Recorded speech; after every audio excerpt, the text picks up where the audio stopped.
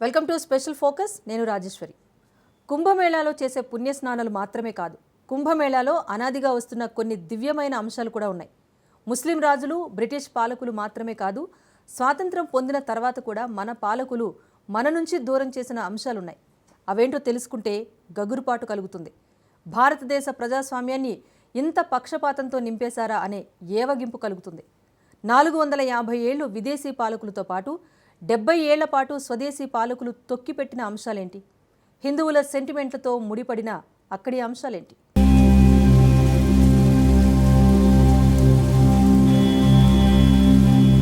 ప్రయాగ్రాజ్కు ప్రళయాంతపు చరిత్ర. అక్షయ వటవృక్షాన్ని దాచిపెట్టిందెవరు? మొఘల్ పాలకుల పాపాల చిట్టా ఏంటి? చెప్పింది చెయ్యి, చరిత్ర అడక్కు అంటారు కొంతమంది. కాని చరిత్రలోనే అంతా ఉంది అంటారు చాలామంది.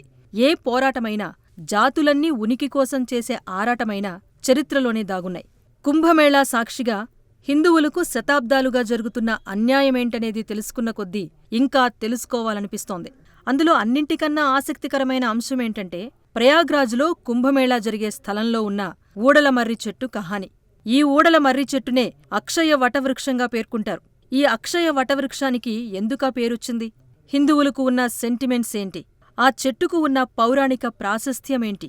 విశ్వ హిందూ పరిషత్ ఏర్పాటులో ఈ ఊడల మర్రికి ఉన్న ప్రాధాన్యమేంటి? ఈ అంశాలన్నీ ప్రజలను రోమాంచితం చేసే పౌరాణిక చారిత్రక గాథలుగా చెబుతారు.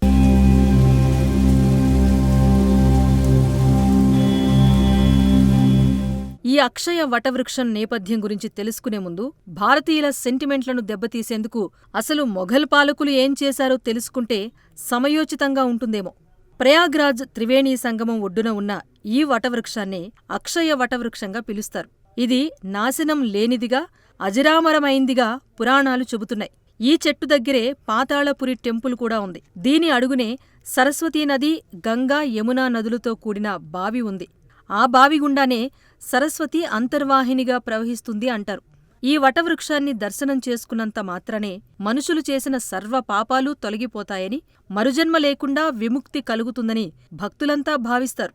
అయితే ఈ మర్రి చెట్టును మొఘల్ పాలకులు, ఆ తర్వాత బ్రిటిష్ పాలకులు 450 ఏళ్లపాటు బంధించేశారు. హిందువులు ఈ చెట్టును దర్శించుకోకుండా దారుణమైన కుట్రలు పన్నారు. చెట్టును మాత్రమే కాదు, అక్కడే ఉన్న సరస్వతీ బావిని కూడా మూసేసి భక్తుల కంటికి కనిపించకుండా చేశారు. అయితే యూపీలో యోగి ఆదిత్యనాథ్ సీఎంగా వచ్చిన తర్వాత పోయినసారి అర్ధకుంభమేళాను పురస్కరించుకుని ప్రజలందరికీ దర్శనానికి అనుమతించటం విశేషం.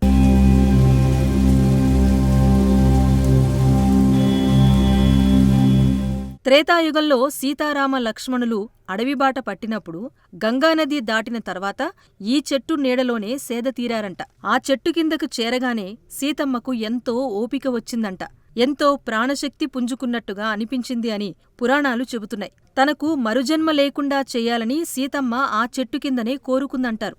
ఈ చెట్టు వేళ్లు పాతాళలోకం దాకా ఉన్నాయని పురాణాలు చెబుతున్నాయి. భూలోకాన్ని పాతాళలోకంతో కనెక్ట్ చేసేది ఈ చెట్టు వేళ్లేనని చెబుతారు. ఈ చెట్టు సమక్షంలో ఎవ్వరు మరణించినా వారికి మరుజన్మ ఉండదని అనేక పురాణాలు ఈ వటవృక్షం గురించి చెబుతున్నాయి.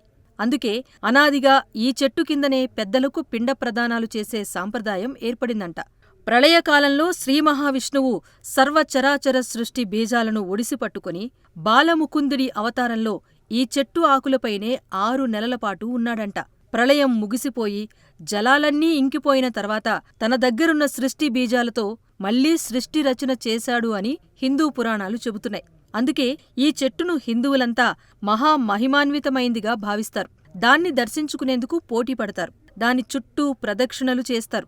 ప్రళయకాలపు సాక్షీభూతంగా ఉన్న చెట్టు కనుక తమకు కూడా మరణభయం ఉండదన్న భావనతో పులకించిపోతారు. అందుకే ఈ ఊడల మర్రి చెట్టుపై నాటి మొఘల్ పాలకులు కక్ష కట్టారు. హిందువుల సెంటిమెంట్లను చిదిమేసే కుటిల యుక్తితో ఈ చెట్టు మీద పగబట్టారు.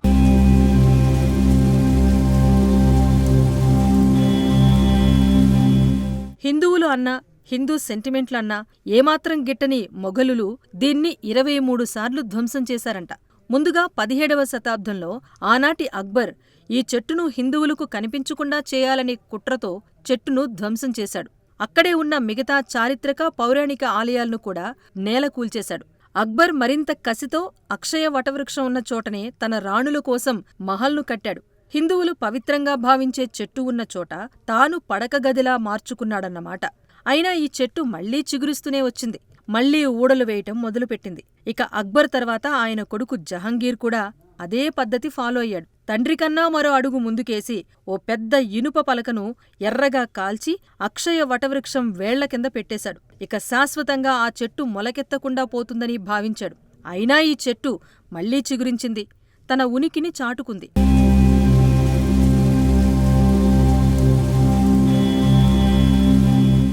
ఇక ఆ తరువాతి తరంలో వచ్చిన మొఘల్ పాలకుడు ఔరంగజేబు మరింత క్రూరంగా వ్యవహరించాడంట. సలసలా మరిగే సీసాన్ని ఆ చెట్టు వేర్ల కింద పోయించాడంట. ఇక శాశ్వతంగా ఆ చెట్టు వేర్లు అంతటితో ఆగిపోయి విస్తరించటం తగ్గిపోయి క్రమంగా ఎండిపోవాల్సిందే అని కుట్ర పన్నాడంట. అయినా ఆ చెట్టు ప్రస్థానం మాత్రం ఎక్కడా ఆగలేదు, మళ్లీ చిగురించుకుంటూనే వచ్చింది. మొఘల్ పాలకుల దాష్టీకాన్ని సవాల్ చేస్తూనే వచ్చింది ఆ వటవృక్షం. ఈ వివరాలన్నీ ఖులాసత్ ఉత్ తవారిఖ్ అనే గ్రంథంలో సుజన్ రాయ్ బండారి అనే రచయిత పర్షియన్ భాషలో రాశాడు. ఆ పుస్తకం 1918లో అచ్చయింది. ఇలా హిందువులు ఏ మోక్షం కోసమైతే ఆరాటపడతారో వారికి మరణానంతరం కూడా ఆ మోక్షం లేకుండా చేసేందుకు మొఘల్ పాలకులు అనేక కుట్రలు పన్నారని చరిత్ర చెబుతున్న సాక్ష్యాలు.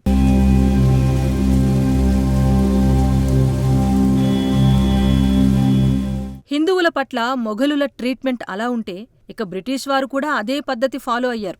దేశ పాలనా పగ్గాలు వారి చేతుల్లోకి వెళ్లిపోయాక ఆ స్థలంలో మళ్లీ హిందువుల అలికిడే లేకుండా చేయాలనే దుర్బుద్ధితో అక్కడ ఆర్మీ క్యాంప్ పెట్టేశారు. అక్కడి వటవృక్షాన్ని, సరస్వతీ బావిని ఎవ్వరూ దర్శించుకోకుండా మూసివేశారు.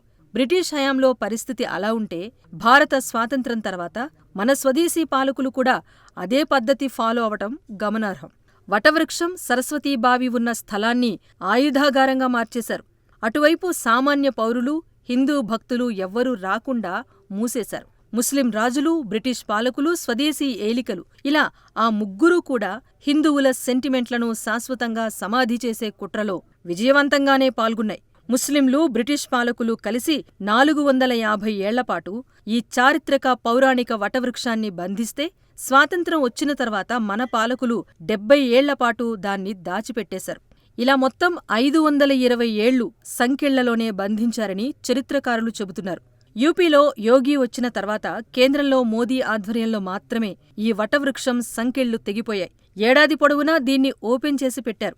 స్వాతంత్ర్యం వచ్చిన తర్వాత కూడా అక్కడ ఆయుధాగారంగా మార్చేసి దర్శించుకోకుండా చేసింది భారత ప్రభుత్వం. ఇలా 3 ప్రభుత్వాలు కూడా హిందూ సెంటిమెంట్లను మట్టిలో కలిపేశాయి. 70 ఏళ్లపాటు మూసేశారు.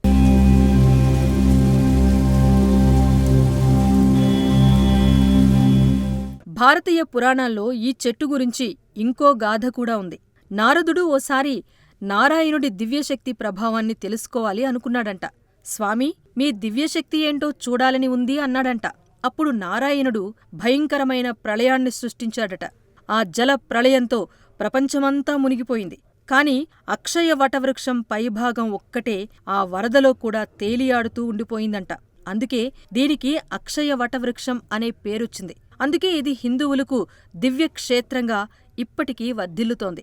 ఇంతటి చారిత్రక, పౌరాణిక నేపథ్యం ఉంది కనుకే విశ్వహిందూ పరిషత్ దాని లోగోగా ఇదే వటవృక్షాన్ని చేర్చుకున్నారు. అంతేకాదు, మరో పౌరాణిక గాథ ప్రకారం గరుత్మంతుడు తన తల్లి బానిసత్వాన్ని తొలగించేందుకు ఎంతో కష్టపడి అమృత బిందువులను సేకరించాడు.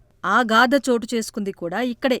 అందుకే భారత స్వాతంత్ర సంగ్రామం కోసం అనేక హిందూ సంస్థలు ఇక్కడే వ్యూహరచనలు చేయటం ఆనవాయితీగా వచ్చింది. అలాంటి వాటికి విరుగుడుగానే బ్రిటిష్ పాలకులు భారతీయులు ఇక్కడ గుమిగూడకుండా అనేక ఎత్తులు వేశారు. ప్రతి కుంభమేళాలో విశ్వహిందూ పరిషత్, అటు అఖాడాలు, ఇలా అన్ని హిందూ సంస్థలు ఈ సమాజానికి అవసరమైన తీర్మానాలు ప్రవేశపెడుతూ, నిర్ణయాలు తీసుకుంటూ హిందూ ధర్మ పరిరక్షణ కోసం పనిచేస్తున్నాయి. ఈ వటవృక్షానికి ఇంత పెద్ద చరిత్ర ఉంది కనుకనే కుంభమేళాతో ఈ ప్రదేశం దేదీప్యమానంగా వెలుగులీనుతూ వస్తోంది.